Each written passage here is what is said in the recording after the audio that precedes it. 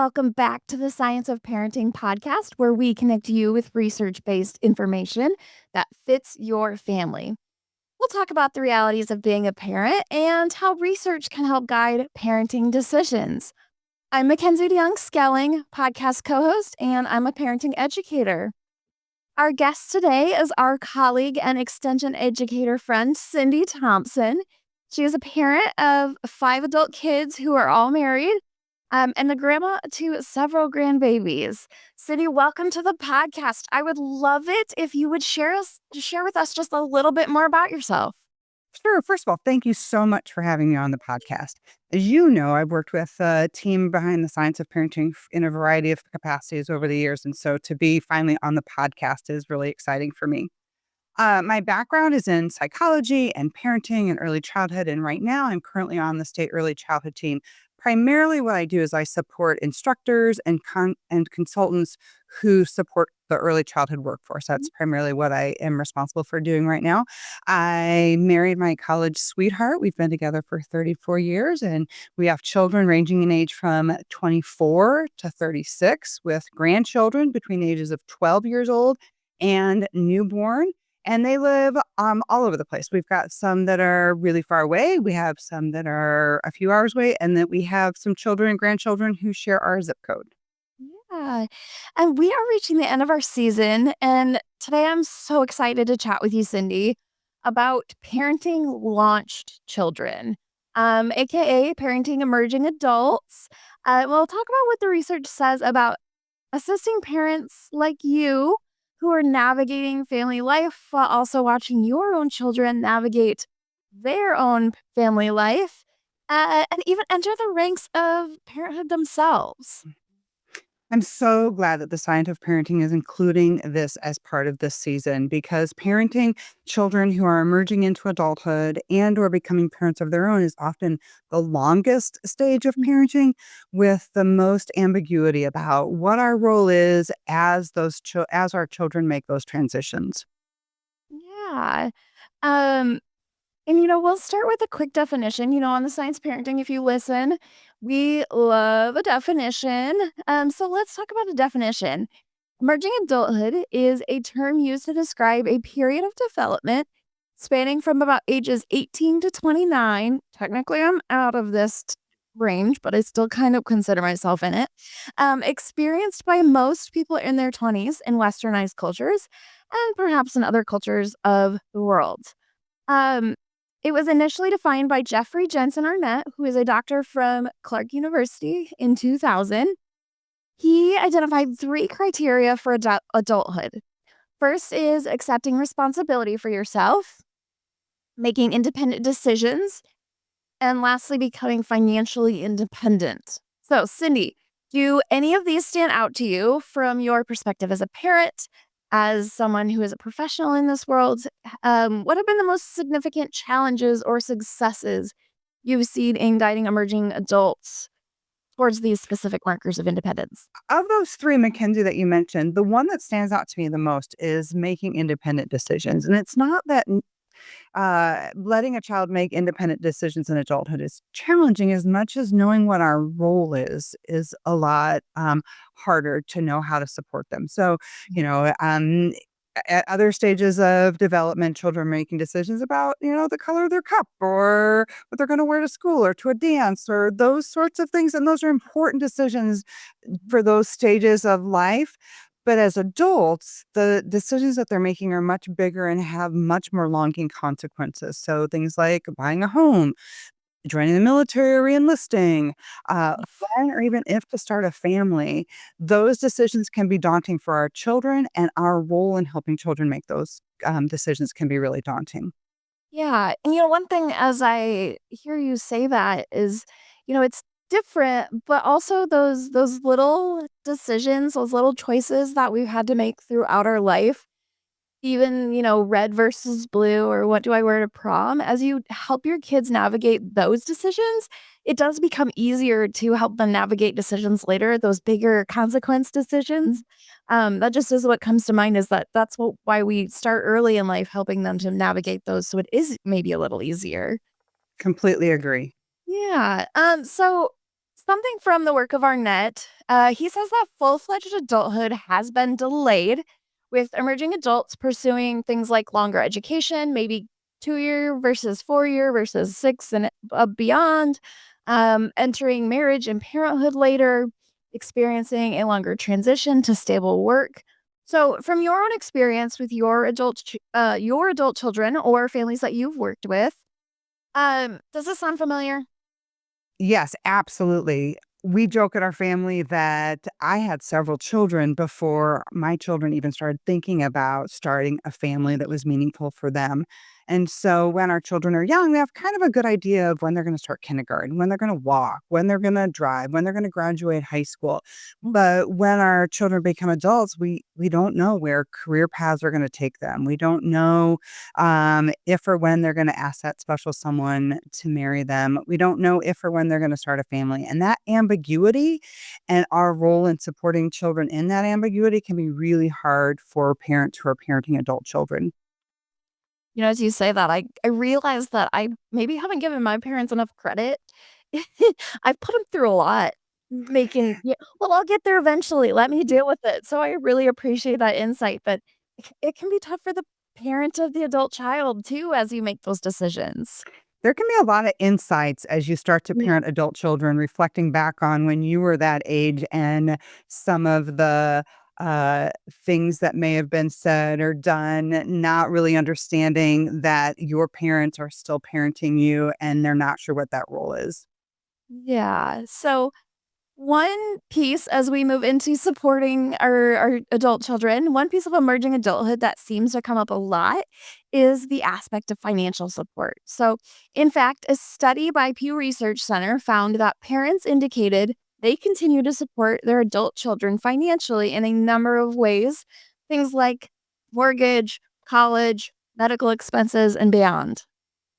Yeah, and there's also research that says that 28% of adults may be getting support for household expenses, Mhm. and 1 in 4 adult children may be getting financial support for things like cell phones and streaming services. Does that ring true for you, Mackenzie? Guilty. Yeah, I'm actually, still on my parents' cell phone plan, and we share some streaming services, so that's me. I'm 1 in 4. My parents are 1 in 4.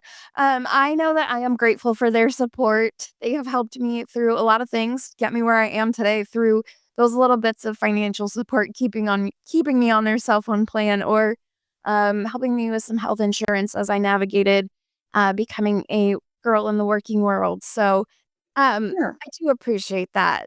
One more note from research is that the Institute of Family Studies from 2015, they say that intangible they say that intangible support, tough word, um, things like emotional advice, companionship, those are consistently given and they are valued consistently in the parent adult child relationship.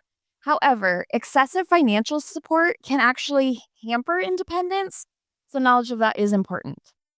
Absolutely, and I'm glad that you brought that up because keeping a child on your health insurance until 26 or, uh, having a family phone plan and having the Mhm. adult child pay their portion are maybe very appropriate for your family to do in terms of helping that emerging child, be financially responsible. Too much financial support, though, actually works in the opposite because Mhm. it gets in the way of adult children learning to make good, healthy financial choices that will set them up for financial independence moving forward. Yeah. I believe, Mackenzie, isn't there do I remember there being a podcast, another Science of Parenting podcast on this? Cindy's a plant as a promo for our podcast. Yes, so we talked to Suzanne Bartholomew in season 11. She joined us that season to talk all about parenting with financial, those sorts of things. And actually, there's an episode 6 in season 11 is about parenting financial things through emerging adulthood. That's not the official title, but that was the podcast that it was in. So go check it out. Absolutely, definitely. So, how do you stay connected, as I kind of getting ahead of myself, but as we transition from thinking about supporting them financially, offering those, the things that We talked about those intangible things. How do you support your adult children? So we want to give them that support, but also want to maybe give them some space to grow on their own terms. What sorts of things do you do, or have you seen done that seem to work great for you and your kids, communication wise? Um, Things like, do you text your family? Do you email, phone, Zoom? I don't, all sorts of ways to get in contact. Or are you close enough that you see each other face to face? How do you communicate with your family? So staying connected with our kids totally depends on the individual child and where they live. So, for example, we do have some local children, and so we usually try and keep ice cream bars and their favorite on-the-go beverage in the fridge in the garage so that maybe they'll stop by occasionally. That's our hope. But we have a really strict rule, whether we're going to see them or they're coming to stop at our house, that we call or text first because everyone needs their privacy, their space, and that's one boundary that we've set for ourselves is calling or texting first is always important. For all of our children, and this goes for any age, knowing what children's interests are and paying attention to those interests are really important. And that's a way that my husband and I have found to stay connected to our children. So, for example, we have a daughter who's very adventurous outdoors. And so that motivates me to stay physically fit so that I can go on hikes with her family. We Our two boys that live local, they both farm and they're very involved in the community. So my husband helps with haying, and I made a quote for our son's fire department auction. And we try and make it a priority to go to the events that they're involved with coordinating in the community. The women in our family love to read, so that's a point of conversation frequently. And when we're together, we love to explore independent bookstores. More logistically, like you're talking, like text, phone, that kind of thing. We have a private family Facebook group Oh my that we goodness. often will, yeah. So we often dump load pictures or, hey, look what's coming to town, those sorts of things. Mhm. We have a family Snapchat group, and when a Snapchat comes through, I don't ever know what it's going to be, and so I usually make sure that I'm in a place where I can giggle or laugh because I just don't ever know what's gonna come through on that family Snapchat. Um, the men in our family tend to prefer we pick up the phone and call, and it's usually an emergency or something really random, like what's grandma's pudding recipe? That's a question that we get quite a bit. The women tend to prefer Snapchat or text, and my husband and I have communication with our kids on a daily basis, and there's 10 with the children and their spouses and partners. There's 10 altogether, so it's not hard to connect with someone across the Right. course of the day. And so every night at supper, my husband and I compare notes. Like, who did you talk today? Oh, you talked to them. Well, I talked to this person. And then we compare notes. And then sometimes it's following up. Sometimes it's checking in. Sometimes it's going for a drive, to see what's going on. But those are some ways that have worked for our family to stay connected to each other. Yeah, and it's not like you're connecting with everybody every day, but finding No. ways to check in and for ways that work for that person. I love those ideas. Hmm. Um, so the focus of our podcast this season has been exploring the stages of parenting from new parents, those little babies, all the way through parents like you who have emerging adults. But as we transition, the fun part of your life recently, Cindy, is that you have welcomed a few new grandchildren. We have, and just when I think that my heart is completely full, a new little baby comes into the world and my heart just swells and it overflows with love again. Oh, I love that. As you became a grandparent over the years, you kind of unlocked a new parenting level, right? You moved from parent to grandparent. And not only have your children become adults, but they're also becoming parents themselves, right? So, why don't we talk about being a parent to a parent as our research and reality? Um, as I do that, I want to ask, I think it's a great transition for us. You mentioned something to me the other day that you said something to your son. Can you tell me the story of what you told me you said to your son the other day? Sure, sure. Our son recently turned 28 a few weeks after the birth of his first child. And for this 28-year-old man, it's another day. He doesn't, cake isn't important, gifts aren't important. Trying to pin him down to do some Mhm. celebrating is not easy. And so, I said to them, I said, "Remember a few weeks ago when you welcomed your little boy into the world and all the excitement and the emotions and the joy that came along with that? When we hit your birthday every year, all of those feelings flood our hearts because that was the day our life changed because we welcomed our first little boy into the world." And so, connecting that back to something that was recent for him helped me ground him a little bit in why celebrating his birthday was important to us. I just love that. It's seeing that transition from, just being the emerging adult to being a parent, and it actually kind of transitions us to into, being that support system for him, being that support system for your kids, who now have kids. You know, I assume that it might be a fine dance, right, between being involved because 'cause you're so excited and you see him this way and you now see that new grandbaby that way, and keeping distance, giving them space, let them get their feet under themselves. You remember it, you remember being tired, you remember listening to those cries, those sorts of Mhm. things. Let's jump into that. Yeah, research says that having boundaries actually helps new parents feel supported while knowing that there are extended family and friends available as resources to them as they need those resources. So, would you tell me just a little bit about experiences that you've seen, as as you've navigated boundaries within that parent-child relationship? Sure, sure. And I want to start by saying that all of my children were established in homes. They were in their mid to late 20s.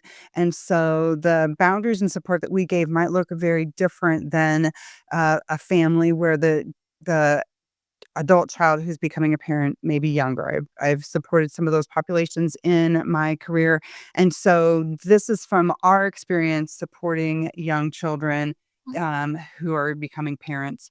Probably what I found the most important is acknowledging that things are different for these new parents than maybe when their parents were becoming parents many years ago. So, for example, lot more resources available to young families now, lots more resources more readily available. And it's been my experience that new parents are more willing to speak up about what they want Sure. and expect that those wishes be respected. So, for Mhm. example, our children have wanted some time alone at home with their new babies when they've brought them home from the hospital, which can be really hard for new grandparents wanting to hold and snuggle and see that new member of the family. When it comes to boundaries, there's boundaries that we set for ourselves and there's boundaries that we respect for our children. So for example, if they want to spend some time at home with baby by themselves those first few days, there's those boundaries both ways. Um, my husband and I have made a commitment to each other that we won't change any plans that we have that are important to us, date nights or vacations, those sorts of things for our children or grandchildren, unless, of course, it's an emergency. Right. We all know that sometimes life throws us curveballs, but we won't change things that are important to us just because on the whim of a child or a grandchild. And we've communicated this to our children so that they Mhm. are aware of that. Welcoming a new grandchild into the world shouldn't have a negative effect on the relationship of spouses or partners. Yeah, and, you set those boundaries, you lay those things out, you make it clear, and, you're able to avoid some of that resentment that might come up, some of that storytelling of, "Well, mom never," or, "Well, the whatever." You avoid some of that resentment that might come up when you set those boundaries. Uh Yeah, being very clear about, things like how will let me re where I wanna go is, so yeah, being very clear about where is that line between feeling like you've being taken advantage of, but wanting to have as much Right. open door as possible so that you can see those new members, those new grandchildren is really important, and it's a really delicate dance. Yeah, yeah, and boundaries help with navigating that, absolutely. So, um You talked about setting those boundaries, right? Maybe a little more broadly. You've given us a couple examples, but I'm wondering if you have any specific suggestions. We're all about the research and the reality, so what can we apply? Do you have any specific suggestions in how having a parent of a new parent help figure out those new dynamics? Like, Sure, I think I can come up with a few suggestions for you, Mackenzie. First is offer support in the form of a question. So instead of saying, I'll pick up the groceries, or I'll get you more diapers, or I'll watch baby while you go to this wedding, would it be helpful for me to pick up your groceries? Or tell me about your plans for this weekend. Is there anything that I can do to support you in doing the things that you want to do? And then the more important piece of that is be okay with whatever their answer is. Because mhm. sometimes we ask a question having an expectation of what that answer is going to be. Yeah, And we need feel to, really fair to yes, exactly. And it goes back to what we talked about at the beginning in terms of those independent decisions. We need to be okay with the choices that they make. people. Um, Pay attention to what is often referred to as bids for attention. So, a text that comes through of a new grandbaby that might be a new mom or a new dad sharing joy, sharing in their joy and excitement, or it could be feelings of overwhelm or loneliness. And so, follow up, ask questions, see how they're doing. That can be really important. Um, Find ways to be genuinely curious and not judgmental. There's a lot of new different parenting practices, a lot of new parenting gadgets, those sorts of things. And Right. so ask questions about the sound machine. How does it work? How are you using it? Be curious. That is much more supportive than saying, well, we never needed a sound machine to put a baby to sleep. So Good. being curious about their parenting in a very new and different world full of technology that many grandparents didn't have when they were parenting. And then another really important thing regarding boundaries is be respectful of other grandparents in the mix. So this might be your child's in-laws. It might be previous partners or spouses that you've had that also see themselves as a grandparent Mhm. while trying to figure out this new human that's in their life, while being tired and being hungry and all of the things that go along with being a new parent. New parents often feel really torn in terms of dividing time between people who want to see them and the new baby. And Mhm. holidays, especially, can be really, really stressful for new Yeah. parents, trying to figure out, you know, who to spend time with, where to be when. Our son was in the military, and we always told our children we would be as flexible as possible as long as at some point during holidays we got together. Mhm. And this when we were very upfront with people about this. And that way, if there was ever a day that we needed to get together because of our son's military schedule, then everyone would know that everyone felt free to make that the commitment that they were gonna be with all of us. Mhm. But trying to remember to be as flexible as possible, knowing that new parents are trying to balance all of those different relationships, no matter how much you wanna see that new grandbaby. Yeah. Yeah. Finding the balance, but being respectful of the decisions made too. So Mhm. I love that. All right. So as we get to the closing, not quite the closing, but closer to the end of this episode, we've talked some about some of the challenges of navigating boundaries, some things that we see in growing independence in emerging adults. What I want to ask you, Cindy, is what are some of the best ways that we can celebrate our adult children as we begin the journey of parenthood? Is you provide space while also supporting them. They need a little space to succeed, but we want to still be there as I say we. I'm not a parent of an adult child, but as you navigate and show that you're still a safety blanket to support them as they need to and fall back on. I love this question because I love that it focuses on celebrating. Just like any stage of parenting, there are challenges and hiccups and boundaries and all that kind of stuff. But similar to other stages of parenting, celebrating our children is really important, Yeah. even in these milestones of emerging into adulthood and becoming parents. Uh, Staying true to yourself and your personal values is a great place to start in terms of celebrating our adult children. So I love to give gifts. am a huge advocate for early literacy. So one thing that in our family has become a tradition is when you announce that you're expecting every month on the day that corresponds to the due date, you get board books. And as the doctor's appointments get closer together, you get more board books, which means that when baby comes into the world, there's a library waiting for him or her without grandma having to harp to parents about the importance of reading. Neat. Not all parenting is that easy or that fun. But Children explore career paths that we don't understand.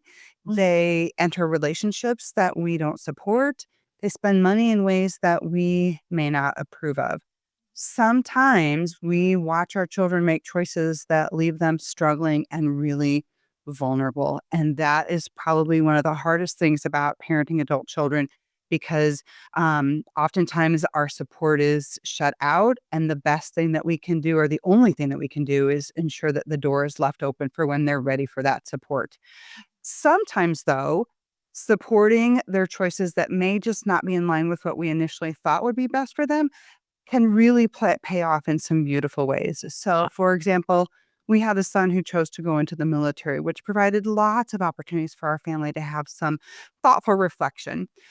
One of our daughters planned a 7-mile hike elopement into the mountains of Alaska, yeah. and with just her fiance and no family. And many people were surprised at the level of support that we gave these two children in particular about the choices they made. And yet, supporting them in those choices opened up lots of doors for conversation, for discussion, for asking questions, and for them finding creative ways to include us because we didn't have to bog ourselves down with arguing about the choice. Yeah. Being able to support them just, open up those other avenues. For example, our daughter who eloped sent a postcard from every town they were at in Alaska. So Oh, while they were goodness. gone achieving this big milestone, we were getting those postcards daily. Oh, how And lovely. so watching our children achieve their dreams has meant more to my husband and I than watching them achieve any dream that we may or may not have had for them. I love that. I love that so much. Well, thank you, Cindy, so much for joining, sharing all about all of the aspects of parenting those emerging adults, sorts of things. As a reminder, Cindy is our health and human sciences colleague, so I get to see her somewhat frequently. So it's a joy to be able to have you join and share with our audience here on the podcast, and sharing about your own lived experiences. I'm so glad to have been a part of the podcast. Thanks so much for having me, Mackenzie. Thank you. So, just as a little bit of a summary for us all, emerging adulthood is a season of its very own, and we have very real lived experiences in the season. Accepting responsibility, making independent decisions, and becoming financially independent are all critical components of emerging adulthood.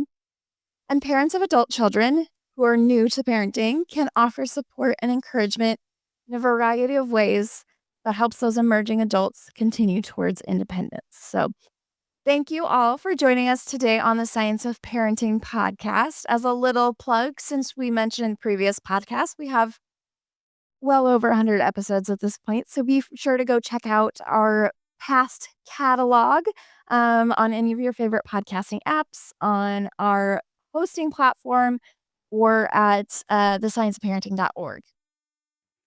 So come along as we tackle the ups and downs, the ins and outs, and the research and reality all around the science of parenting.